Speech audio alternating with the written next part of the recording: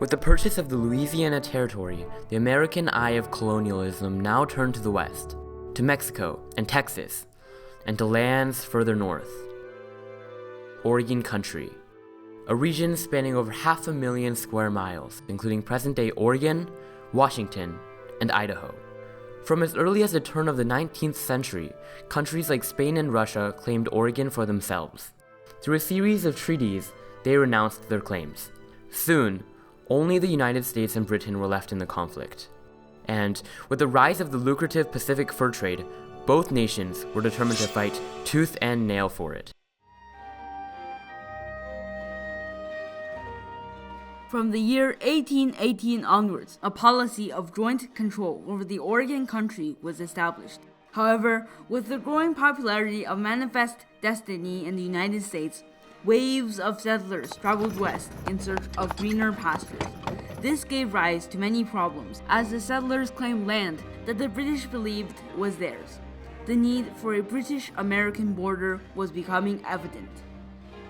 In the late 1840s, expansionist Democrats began calling for President James K. Polk to annex the entire Pacific Northwest to the 54th parallel, giving rise to slogans such as 54, 40, or fight.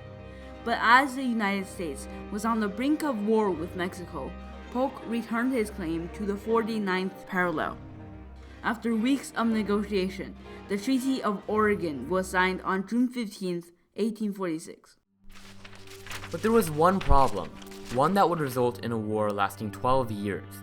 The treaty stated that the boundary was to the middle of the channel which separates the continent from Vancouver's island.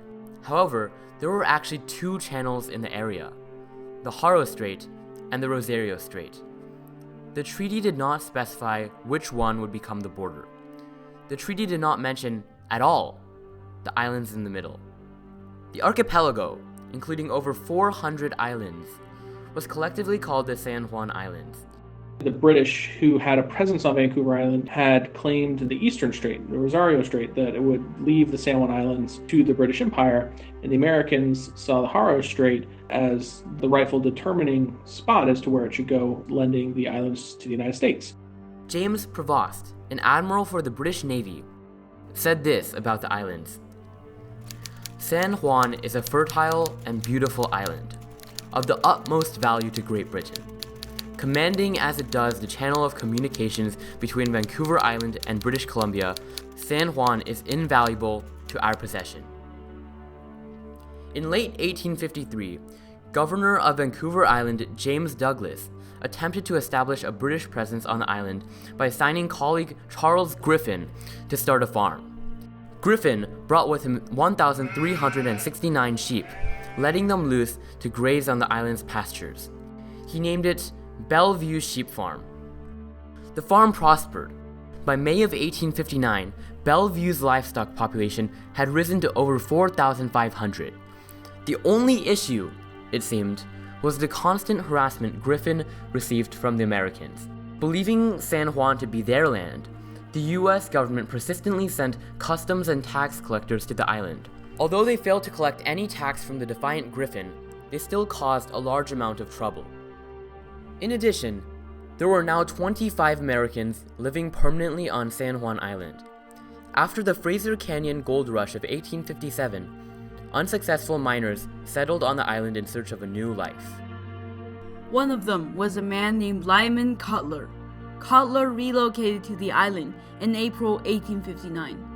He claimed a small plot of land and lived there peacefully, not knowing that an unexpected finding 2 months later would start an international incident. On the 15th of June, Cutler stepped out into his garden to see a black pig feasting in his potato patch. Instead of going to Griffin to complain, Cutler took a more direct approach. The next thing he knew, the pig was lying dead on the ground. He walked over to Bellevue Farm and offered to pay $10 for the pig. Griffin demanded a payment of $100 instead. Cutler turned on his heel, allegedly replying, "I would as soon shoot you as I would a hog if you trespassed my land."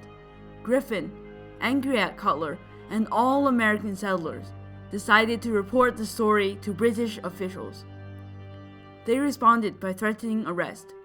The Americans quickly signed a petition calling for military protection. That petition arrived at the desk of General William S. Harney. A veteran of the Mexican-American War, Harney knew how to fight. This, combined with his strong anti-British views, made him waste no time deploying troops on the island. On July 27, 1859, Griffin was awoken by the sound of the USS steamer Massachusetts arriving in the harbor. On board the ship was Captain George E. Pickett of the U.S. 9th Infantry. His 64-man company set up camp near the farm. He posts a proclamation, and the proclamation says, "This being United States territory, only the laws of the United States of America will apply." When Governor James Douglas heard about this, he immediately responded by sending 3 armed warships led by Captain Jeffrey Hornby.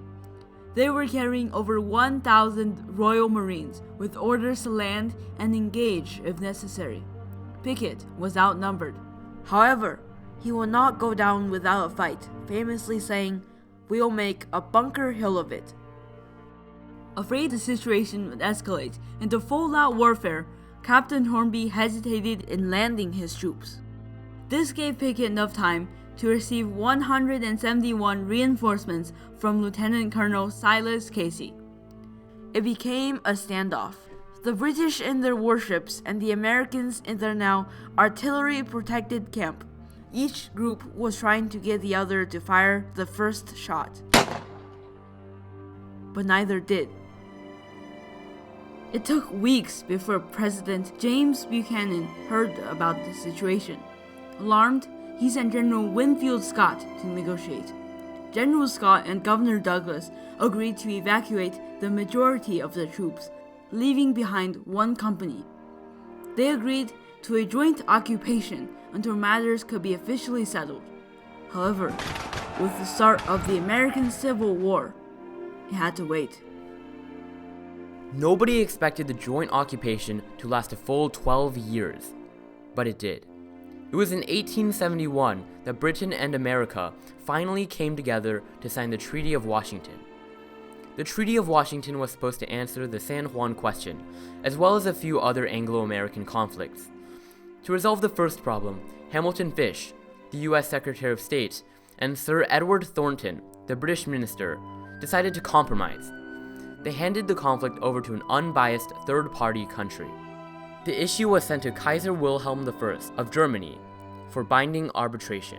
They chose an arbitration rather than a direct diplomatic negotiation. And what that means is that they used individuals who were not diplomats to determine the best outcome, and it set a precedent for other arbitrations, which has continued to the present day. Wilhelm appointed 3 German experts with international reputations. They reviewed maps, documents, and manuscripts, and heard arguments presented by both sides. Ultimately, in October of 1872, they voted 2-1 for the Americans, on the basis that the Haro Strait was wider and better fit the specific wording of the Treaty of Oregon. The last of the British troops left on the 25th of November, leaving the island completely under American control. We share a boundary with Canada that is the longest unfortified border in the history of the world, and that's a fitting legacy to the peace that was maintained here in 1859 and resolved by arbitration in 1872. After over 12 years of conflict, the Pig War ended with only 1 casualty, a black pig with a craving for American potatoes. Yet to dismiss the Pig War as unimportant would be far from the truth. The use of international arbitration in its resolution set a precedent for later Anglo-American compromise, such as in the Venezuelan crisis of 1895 and the Alaskan boundary dispute. This method of peaceful problem-solving quickly spread to the rest of the world, leading to the establishment of the Permanent Court of Arbitration in 1899, which is still recognized by the United Nations today. The Pig War proved to the world that conflict can be solved through compromise, and brought about a new age of foreign policy and diplomacy.